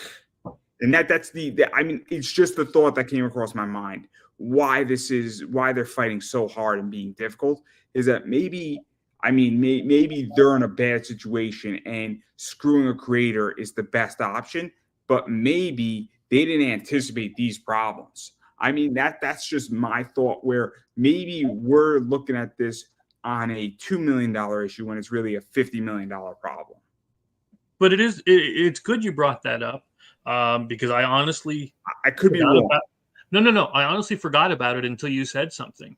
See, The Wolf Among Us. I don't know what you know, if you know The Wolf Among Us. That's the Telltale game that right. I mean, that was a graphic novel first, I think, right? I'm not sure which one came first, brutally honest, but it was I know it was a video game. That's okay. Yeah. They're supposed to be putting out The Wolf Among Us 2 in 2024. So if you know anything about video game development, they've already been developing this mofo for at least a year and a half. Yeah. If this goes public domain, and they run the risk of losing that property. Now, as he had already come out and said, I don't have the money to sue DC, they might have said, we're just going to threaten. We'll keep that The Wolf Among Us 2 money, and then we're not losing out on that big contract for that game. That is honestly a good point that I completely forgot about until you said something. Yeah, I Sorry. think I would have been. I think my honest thing is I think the lawyers are just trying to make up for their reasons for having them on a retainer and earn their thing is my honest opinion. But but the problem is, I mean, they've been jerking him around for a while. Again, this has been years in development. They have, somebody, and I can tell you, I mean, especially the people that we've talked to on our show, and we've talked to like probably 40 or to 50 comic book professionals, many like legendary, most who've worked for Marvel and DC. They don't talk to them very much at all, period. They have a very screw you attitude. This is modern Marvel and DC. They don't care. They do not care about their creators. They really don't. And I mean, you can tell that they barely care about their audience unless you fit their certain beliefs and their certain thing. Because I mean, that's what I mean. Their editors have gone after their audience and saying, we're not making comics for you anymore. What do they expect them to do? I mean, I guess that's it. Like the weird thing is like I feel like they're on the Titanic. I mean, the direct market is going down. It is very much, as many people have said, a boutique market. From the stuff that I had seen, I don't know if you guys saw this or if Andrew, if you had seen this, but from what I had seen, the only comics that made any profit last year were Kickstarter comics. Like the Marvel and DC have written off the last year as a loss. So it's going down fast. It's tricky. So it's kind of, I mean, I have a slightly different take. And me and Paul disagree on this. I don't think Marvel and DC care about their comics. I think they're just using it as a testing idea. Where I put up a post. And me and Eric Larson were having a friendly discussion about it. Where I said, when you pick up a Marvel or DC book, you are reading a future movie script, a first draft of a future movie script. Which obviously I was being a little cheeky, a little funny, right? But I don't think I'm far off from that. Meaning that I do, because they're so terribly written nowadays. No. I said first draft for a reason. My point of the position was that they are just testing an idea and they're seeing how it looks in a book and the concept looks. And they'll test 52 of them a month and they'll test 600 ideas and they pick the best one. And then they do it again the next year. And then they take 10 of the best ideas, they combine them, they revise it, and then you get a concept for something. Okay, that's really what I think they're doing. And I think that if they recoup 30% on it and that they take a 70% or 60% loss on it, it becomes extremely lucrative because that becomes $1 billion movie later on that costs them and to formulate that idea, and they're taking a shotgun approach. Then they can figure out what ideas, and then they can bring that over to a video game, $1 billion movie. They can merchandise it because I think they're testing ideas at the cheapest rate possible versus people on Kickstarter who are creating comics. I think that everybody looks at these companies wrong. I think when Fables was created, it was to create comics. I don't think Marvel and DC are creating comics. I think they're finding the cheapest way how to convey and build an idea to then bring it into $1 billion entity. I think they're just trying to sell as much as they can. One of the number one things Marvel and DC look for now is how many followers you have, not how good your stories are, not if you know how to tell a decent story. They'll hire people to 90% of the people that are on the different things are, and they're going to lose. They're going to lose whatever. And that's honestly, like, this is the mentality that they have. They're going to lose. They're playing the short game. They're just trying to make as much as they can, and it's sad. And I say this as someone who, like, I recently, I still do, like, I'll check out stuff, I'll read things. I really love the new Blue Beetle comic that, like, just came out. There's some great opportunities that come out of these things when they do go for less expensive talent in foreign countries and stuff.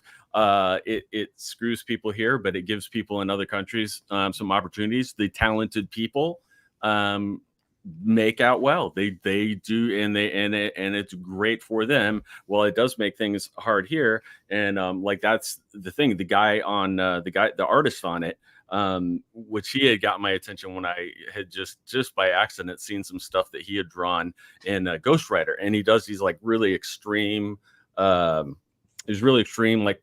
very dramatic points of view and stuff, and which is great for vehicle comics because they don't move. So you really need artists that can do things like that. And he was killing it, like, on that. And I was, like, even showing my buddy, and I was like, dude, this guy. And he's like, yeah, like, he is freaking awesome. And he's Hispanic. So guess what? He got to draw the new Blue Beetle comic, and it's awesome. And it's fun. But it's like really good. Some of the logos and things they've been doing are some of the best, like, logos that they've had in years for some of the comics. And they have talented people and things, but this is the thing, like, most of it is window dressing. They're not getting very many good or even, like, halfway decent writers to write these things. They're just saying, oh, well, this comic is about a gay person, I'm going to hire a gay person to write that comic.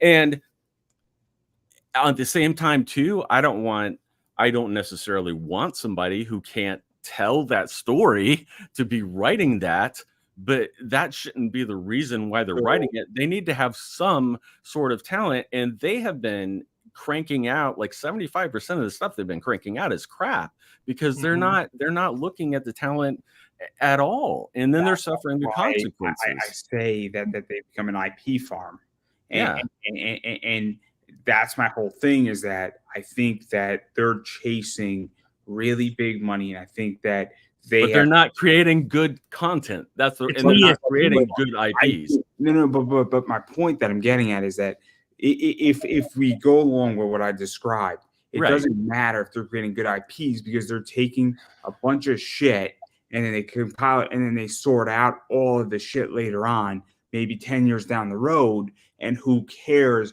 Because they're spending, they made a cost analysis. I'm not saying it's right or wrong. I agree that it's bad. I'm just explaining what they're doing and what I think they're doing, because I'm an investor in WBD. I'm not an investor in WBD because of DC Comics. You know, Warner Brothers Discovery has a huge library of content. There's a different reason. DC is not even 1% of that. They're not even 1%. I was gonna say, I don't know that I'd be betting on Warner Brothers, but no. Warner Brothers Discovery is a huge library. But Discovery is My point is that I didn't invest in them for. I was in AT&T, and then it was a spinoff, so it wasn't like an investment. But my point is that my theory is that, and I understand that some people might disagree with my theory, but that's my thought process, where I agree it's all bad, but I don't think they care. And I think Disney with Marvel just shoots out a bunch of shit and says, cool, what resonated? And then they get data points. Then they sort through a bunch of stuff. They test markets. They get data from a bunch of different sources. I mean, I do all these surveys on Inbox Dollar. I guarantee every 2 months I get a survey about a Marvel mobile game saying, did you see Guardians of the Galaxy? Did you see Avengers this? Did you see WandaVision? And they're trying to gather data. So this is how my thought process develops. And that's why I think this is where we're at. I mean, that's just my thought process. I agree it's bad. That's not the issue. It's what is their end game? No pun intended. Iron Man dies. Just want to let everybody know. Sorry for doing that. But I'm very spoiler alert. Yeah. I have a very different viewpoint, and I agree with the fundamentals, but I think their end game is video games and big movies. And sometimes I think the video game stuff's working, and I think that right now their movies aren't on both sides. But I think TV shows. Yeah. but I think it'll turn around. I think they're just in a dip. I don't see. I think they damage their brands. Yeah, as long as they focus more on ESG instead of good stories, it's and the problem is there is a certain amount of superhero fatigue setting in. Regular people are getting tired of it. And they're even getting tired of unoriginal. They don't want to keep seeing another Spider-Man movie, another Batman movie. I mean, yes, they love those characters and they're going to buy those shirts and stuff like that. But they want to see new stuff, and they're not giving it to them. Here's a question. Do you think the editorial at these places doesn't understand how to properly allocate people? Because there's a writer, and I'm not going to say names because he asked us not to, that a lot of people hate. Okay. Mm-hmm. I could see this person. You can mention my name. I'm a good writer. I'm fine with that. No, but I could see this person writing a fantasy book. Now they're placed on a more superhero book, and you could tell that this person wants to write fantasy. Yeah. Right. I would read something that they did if it were written in a genre they loved. Right. You know? But I don't. I just think Marvel and them want to let me push out. I'm going to counter you. Go ahead. So who are arguably the two best editors at Marvel ever? There's only. I mean, one name should be obvious. There's a lot of them. There's a lot of really good ones from Marvel and DC. On Marvel, Tom DeFalco. I would make that argument that he's one of the best, and Terry Cavanaugh was pretty good too, back in the day. And I feel that both of those men understood how to allocate talent, understood what an editor is supposed to do. I would say one of the best editors at DC Comics was Denny O'Neil. I don't think you guys are going to disagree with me on those three individuals, where I think those three individuals knew how to allocate talent, cared about comics, and understood what an editor's job is. So what I think has happened at these companies is I think people have forgotten what an editor is supposed to do. An editor is almost like a general manager for a book, and they're supposed to make sure that everything makes sense and that the writer's doing what the writer's supposed to be on time, and also who's supposed to be on that book. And they should have an idea of what a writer's strong suit is and what an artist's strong suit is. Now, you're going to be in situations where you have an artist who is not good at drawing trees, but he's going to have to figure it out. It's nothing personal. Well, Buttercup. There's a lot of artists that use other artists to draw things for them too, and they will pay them to do stuff. That's the reality of meeting monthly deadlines and having to crank so much stuff out. The problem, your background artist, right? Oh yeah, and I mean, and I have manga is a good example that does that heavily. Like I like Chris Bachalo's stuff. I got a buddy who's drawn stuff for like some of his backgrounds and things. And it's just impossible, especially for some of these guys that are so detailed oriented. There's no way they could crank out what they need to be able to meet I mean, it's physically impossible. And they're really damaging their health. So many of these big time artists and stuff have like really damaged their health from these crazy deadlines. The problem with Marvel and DC is that they're hiring people straight out of college to be editors.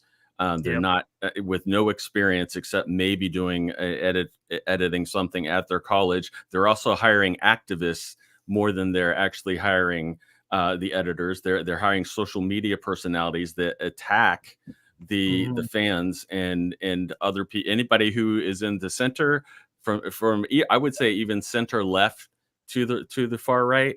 They attack everybody. If you're not on the far left, like, you are gonna get it, and they're gonna tell you they're not making comics for you. They don't care what you think, and I mean, it's just it's destroying it. And where it used to be, this is your point, Andrew. It was always you worked your way up to editor position from being a writer. or from being an artist and a writer. Like, you knew what was going on in the trenches. You had to make your way up. Now it's just spoon fed. It's just handed to these people, and 90% of them could care less about comics. It's It's just a step up to their next job, to their next thing, which they already think they deserve. I mean, it's really, like, I was hearing some of this and then actually seeing it and hearing it definitely from people. I'm like, this is disgusting, like what they're doing, and they're suffering the consequences of it. And there used to be, like, the big properties used to have continuity cops, right? Yeah. If you went outside of what this character was supposed to be, Yeah. you couldn't write that story. They don't have that anymore. They don't care about the fans. They don't. It's all about ESG scores. I'll give a good example. The last 2 comic books that I thoroughly enjoyed from actually, there's a few that I've enjoyed from the modern era, but I really enjoyed Earth 2. I thought Earth 2 was fun. I really enjoyed Earth 2. And then Dr. Fate was fun, but that's because I'm a Paul Levitz fan.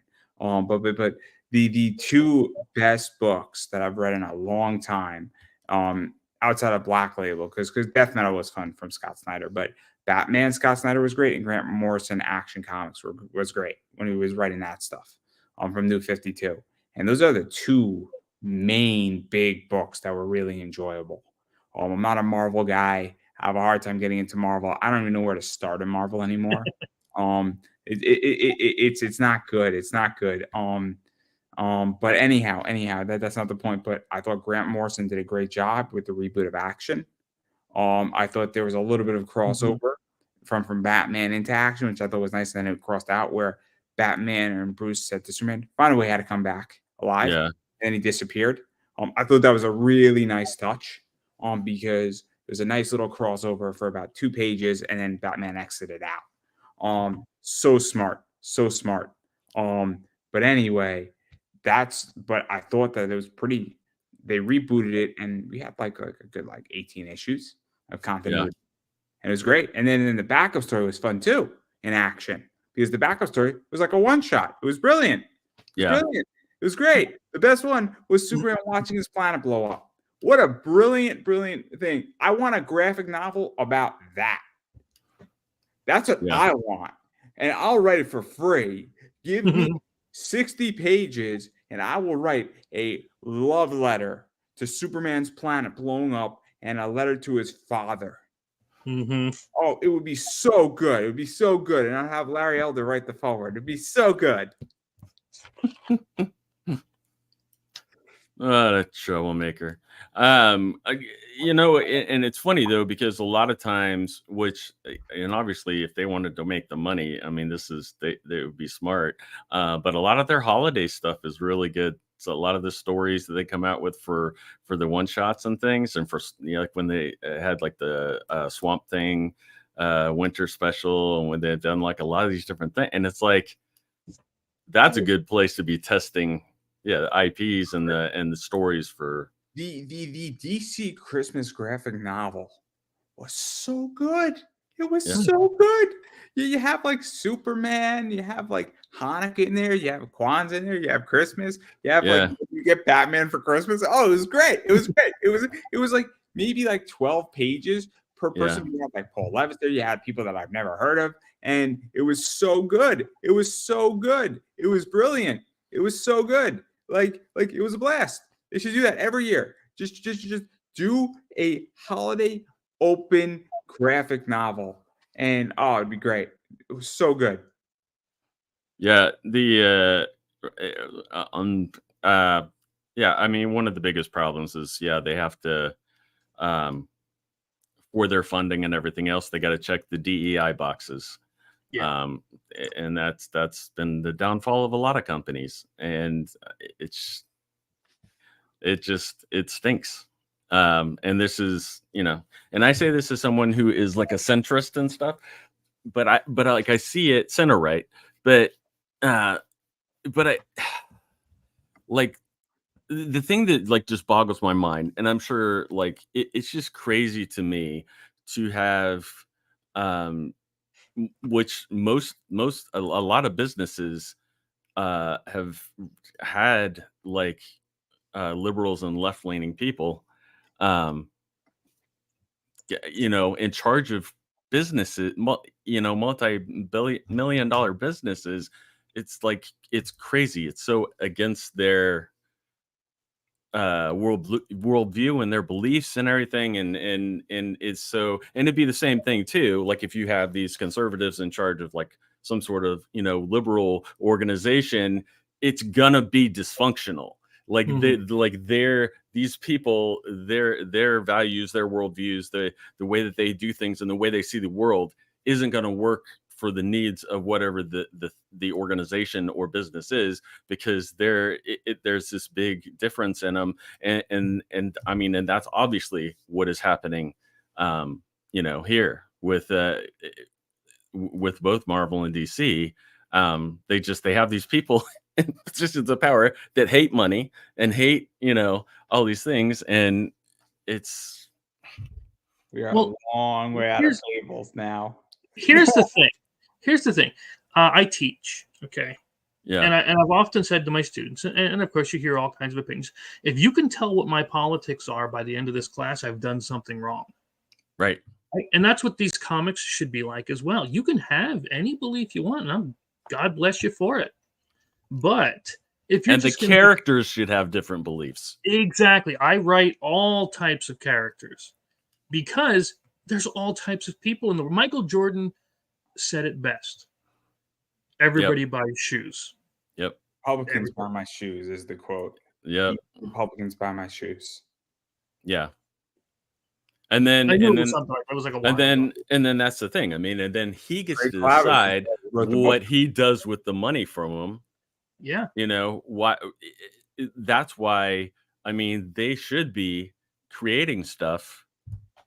For everyone. Yeah, for everyone, and this is interesting, right? Because obviously Bill Willingham, I think, is conservative. I didn't know he was conservative. I didn't know his politics. Right. I didn't care. I mean, you look at this show, I interview everybody. I've interviewed people who are voice actors in Texas, and believe me, you don't know who's a conservative in the voice acting community. I do. I've interviewed comic people. I interview gay people. I've had a business relationship with a gay person, and it was great. And he brought me money, which was even better. Because guess what? You know what it is? I didn't look at him and I didn't hire him because he was gay. I hired him because he was talented and he was being overlooked, and I knew he was going to bring me money. And I was correct. I was absolutely correct. And I have great interviews with him, and we disagree on policy, and that's fine. There's nothing wrong with that. So if you come on my show and I don't know half my guests' politics. I'm interviewing a wrestler. What do I know that politically they do or engage in? I don't care. And I think that's a problem, because don't you want to sell to everyone, and don't you want to engage with everybody and, I guess, take everybody's money? Because isn't the name of the game in media and creation to want to have every customer buying from you? And this is where I think it gets interesting with Fables, is that, I mean, this is about rights, about your project, and and just because somebody's political beliefs don't agree with you, I mean, are we that conceited as people now? Oh yeah. That polarized. I mean, it's just, and that's, I mean, because it used to be willing to have discussions, and it's bad on the right too. Left is they don't even want to have a discussion. I mean, and if they were smart, they would be doing that in the comics.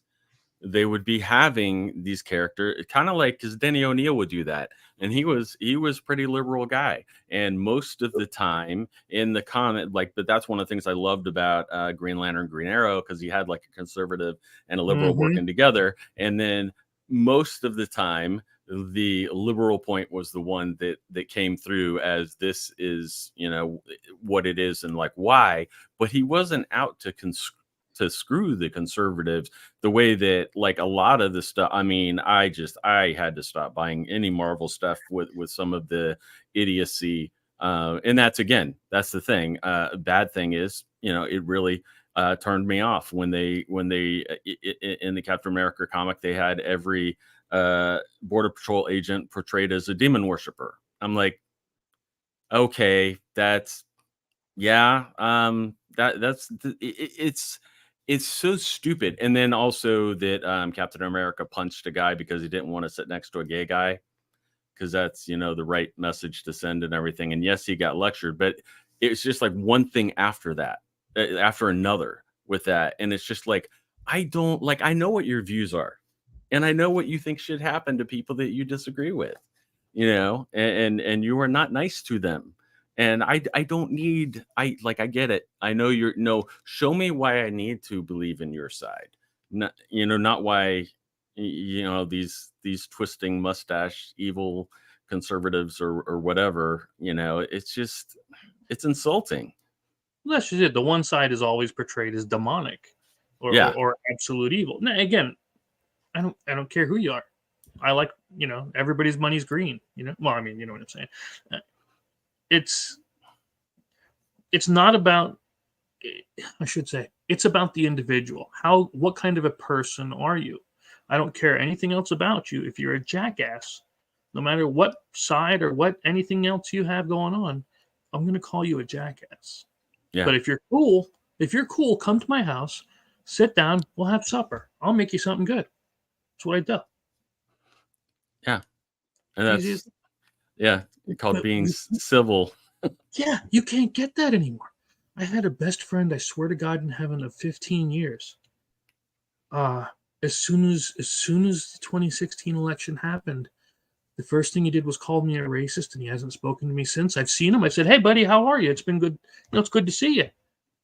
Turns his nose up and walks away.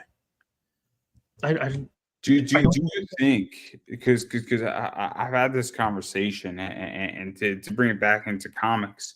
Yes, sorry. Started. No. It's relevant though. It's really relevant, actually. It's very relevant. Where I feel as an individual that COVID has done a lot of damage to people, and everybody's gone off their rocker without a doubt.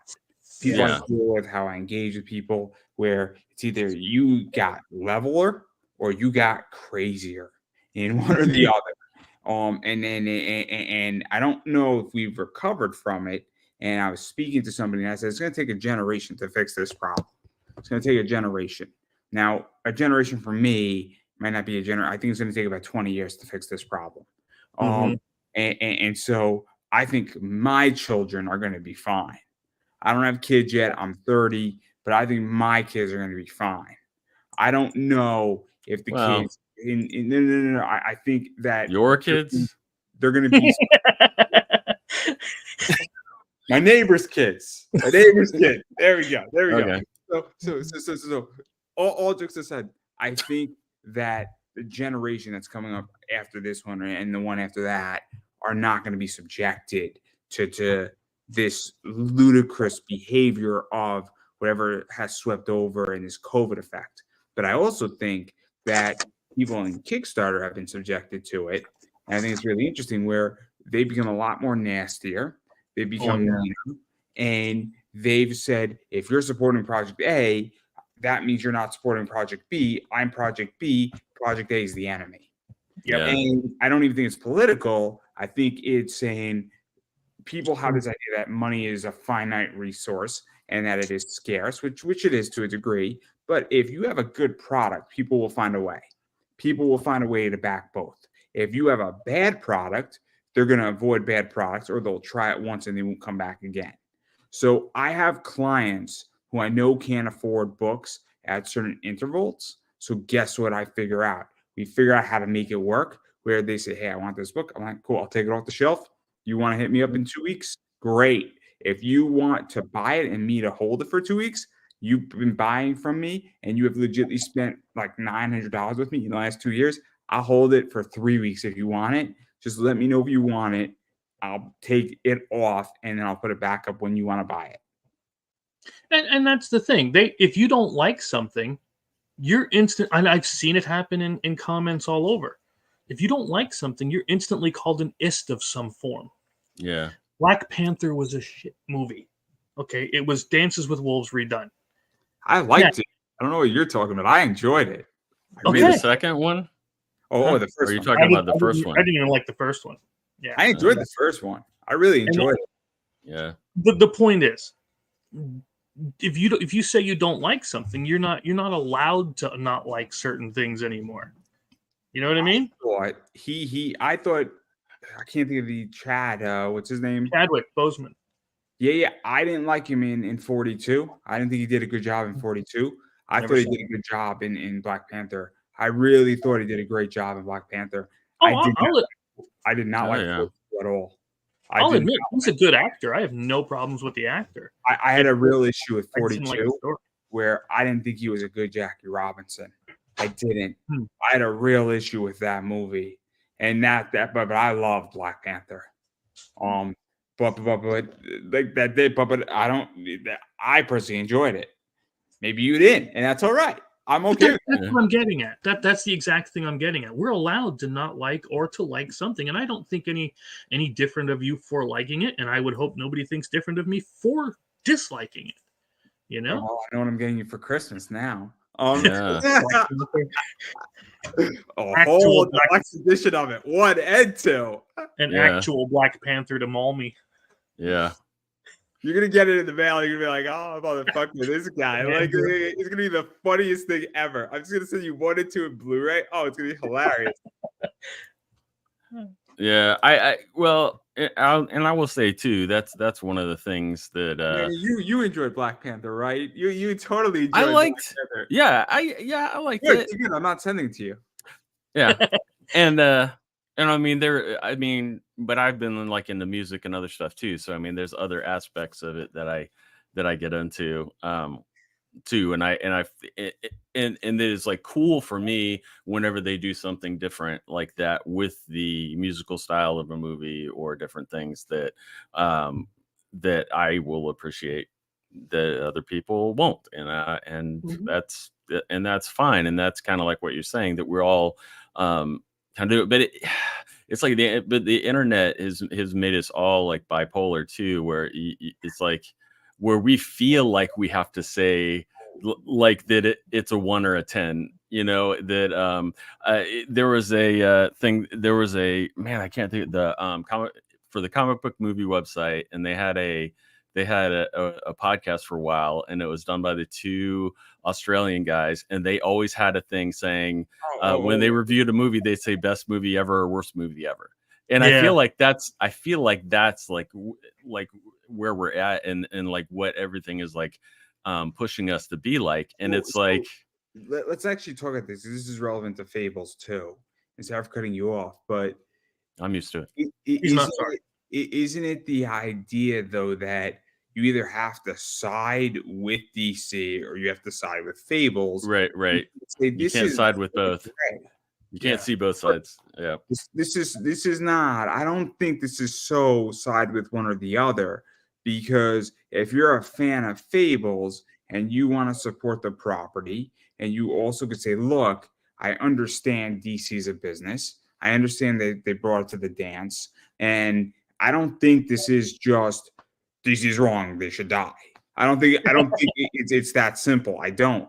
I think that it's saying that clearly they didn't treat a creator well. There is a better way how to do this, but they're also have an interest, and they're trying to protect something that they've had some control and been publishing for 20 years, and that this isn't just out of the woodwork. This is a much more complicated issue when you're publishing it.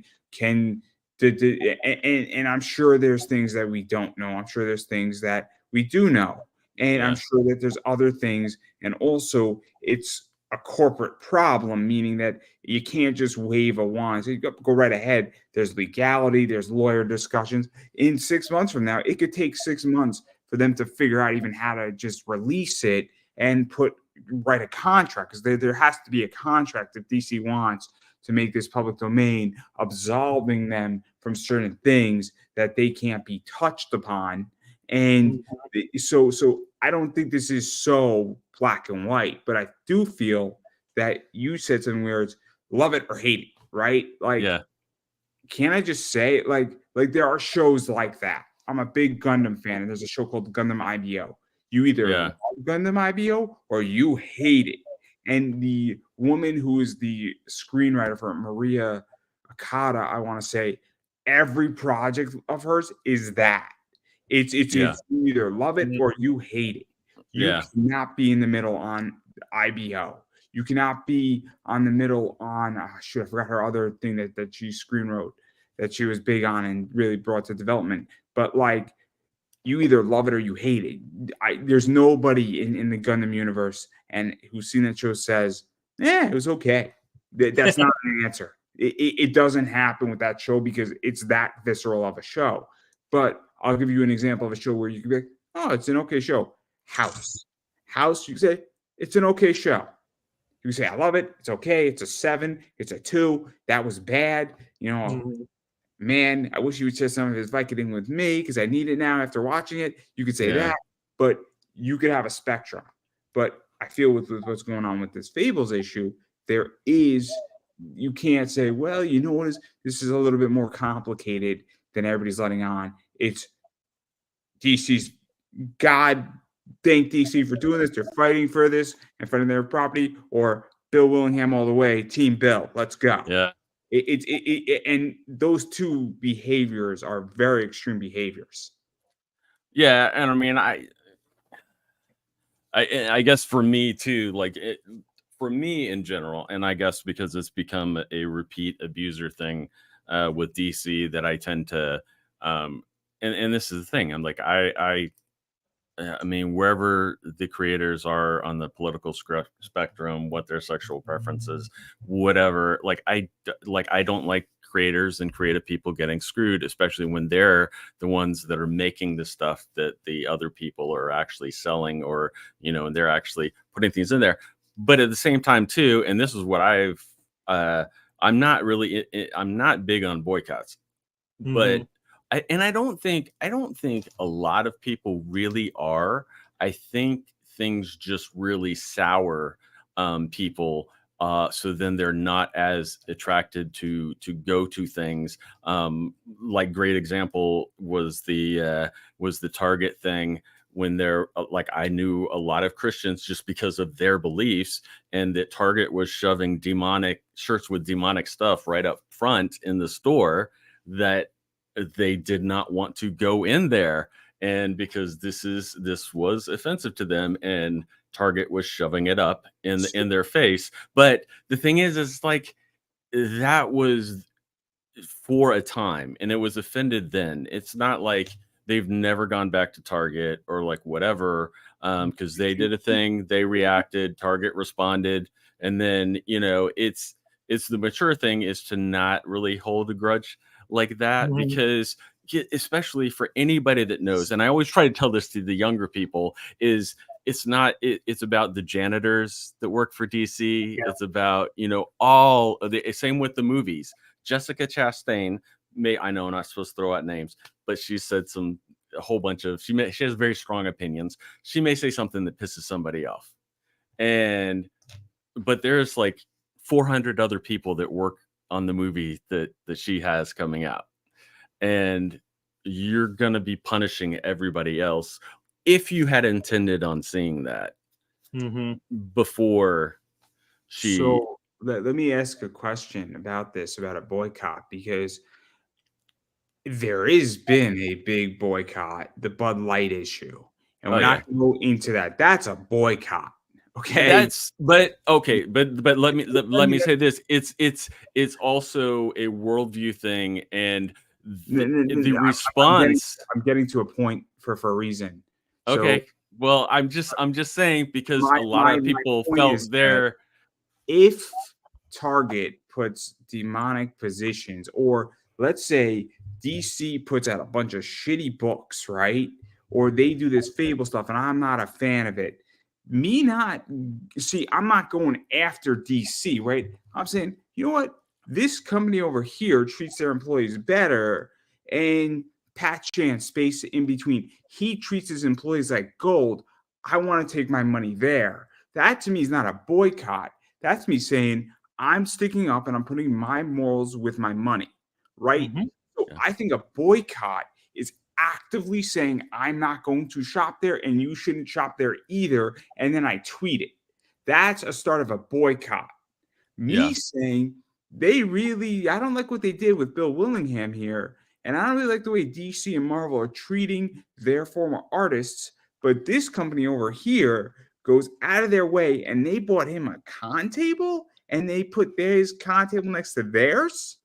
Oh Yeah. man, that's a company I want to be around and support because they do the right thing. That to me is not boycotting. That's saying this company is a better company and they treat their employees better and they take care of their own.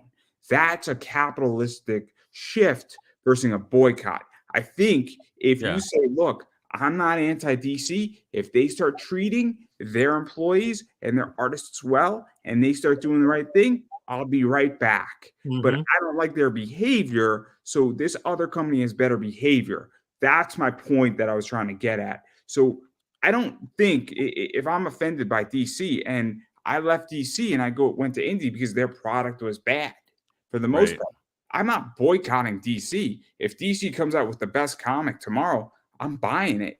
If they come out with a great product that kicks ass and that puts everybody in the indie position to shame, and it's got the best writing, it's got the best artists, it's got the best concepts, it's not upsetting, and then they're killing it, I'm right back with DC. But Mhm. if they do 6 issues and it's great, it ends, and then they put out a bunch of bad product, I'm gonna go to the good product.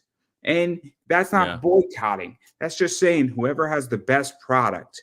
I went through this with Zenoscope, right? Just recently in my Yeah. eBay business, where I found that they have great stories, but their covers weren't doing it for me. Where I did not find the quality of the covers for the majority of the covers, about 50% of them were not where they were 3-4 years ago. So guess what? I found Mount Olympus, I found Big Dog Inc., I found Merc Mag, I found Comics Elite, and those covers are killing it.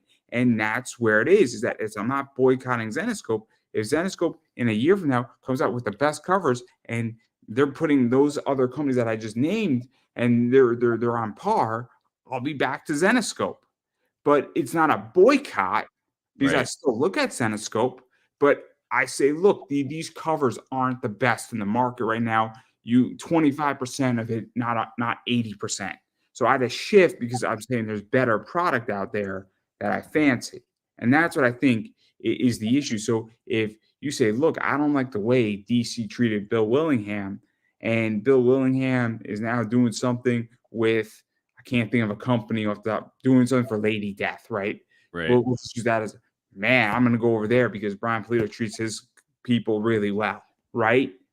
Yeah. And I'm using names like this for a reason because I Right. know Brian Polito treats his employees really well. Yeah. Yeah. And that's, again, this is in some ways, this is them suffering the consequences of their actions, whether they're not, paying as much for the artists to do the cover artists, or whether it's the covers don't really matter that much, blah blah blah, or this is where, like, I don't know, for comics, it's almost like you gotta like that's where I would be putting my money, because they have people like you that don't actually read the inside, so that's I don't that's even read the covers anymore. but I mean, it's the way it goes. Just so people know, because some people, and because they only hear all the ist things, was that the problem is, just like I was saying, with some of the editors at some of these places, and some of the creators, but mostly it's these entitled editors that come out of these colleges after being taught all this stuff, that will actually attack the fans and attack other creators, with their words. That's kind of what the marketer lady was doing, from Bud Light, that really pissed off a lot of people. It wasn't so much the trans thing; it was she was really degrading the the college idea of what the stuff of the marketing and things before, of the football games and the sports and all these other things and everything. And it wasn't just that.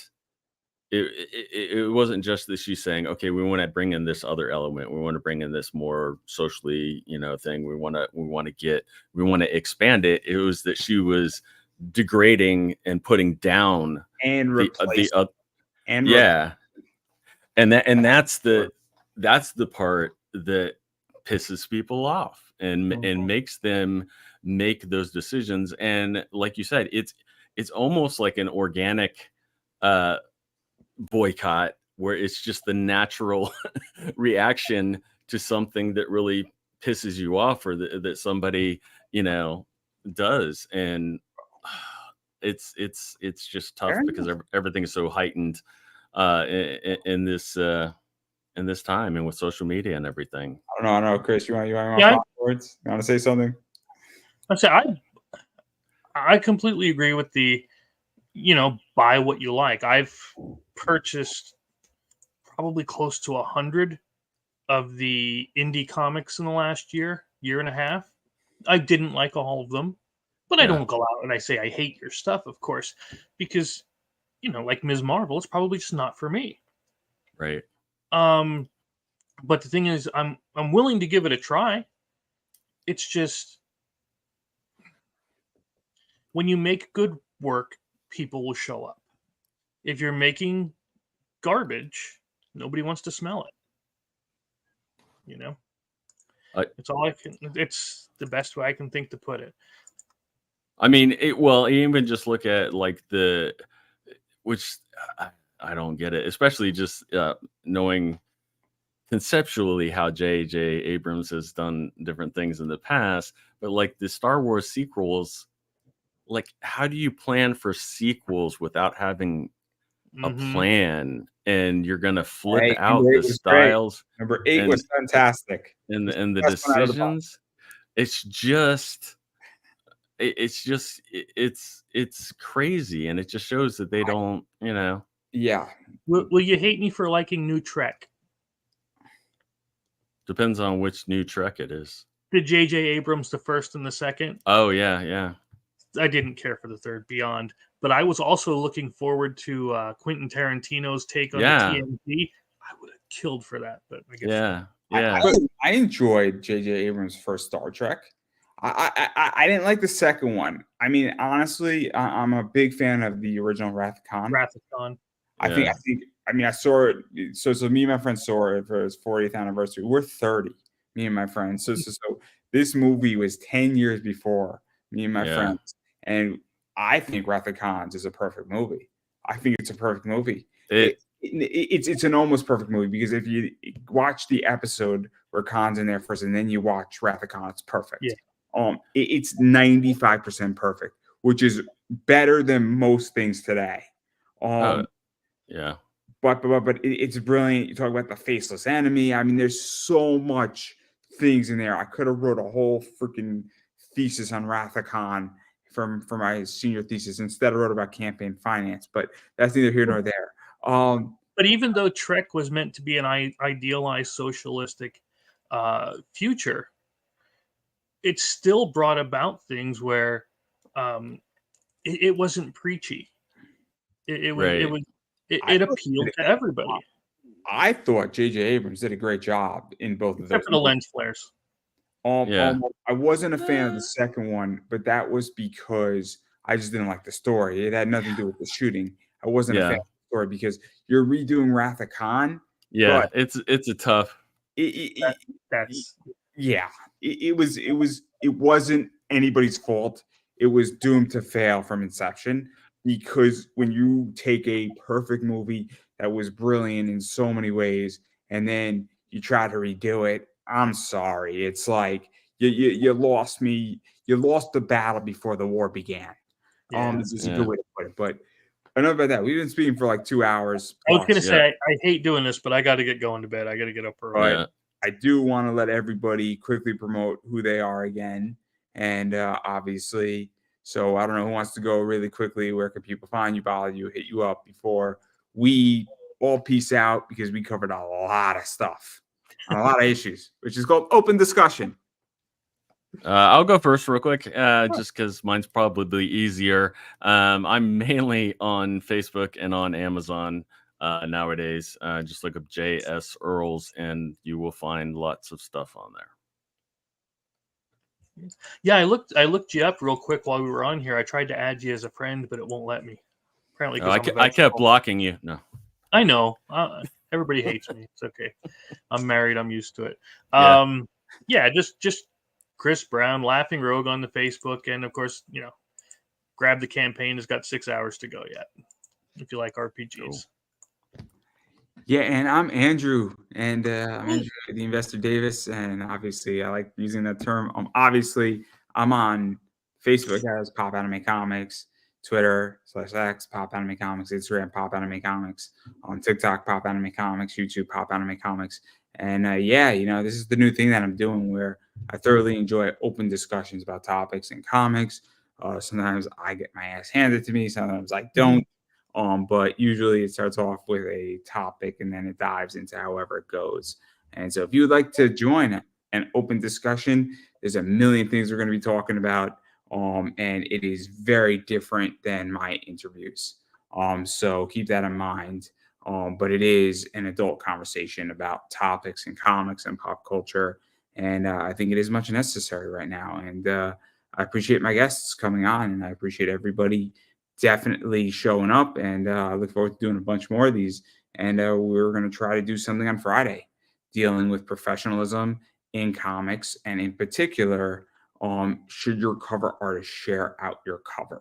And I think it's going to be a very interesting discussion for a lot of reasons, and it's probably going to be a bit controversial. So I don't really know who's going to show up, though. That's the problem. But anyway, we're going to power through, and if I have to, I will debate myself, or I will debate a broomstick happily. So thank you very much, everybody. And thanks for joining. And we will catch you next Friday, everybody.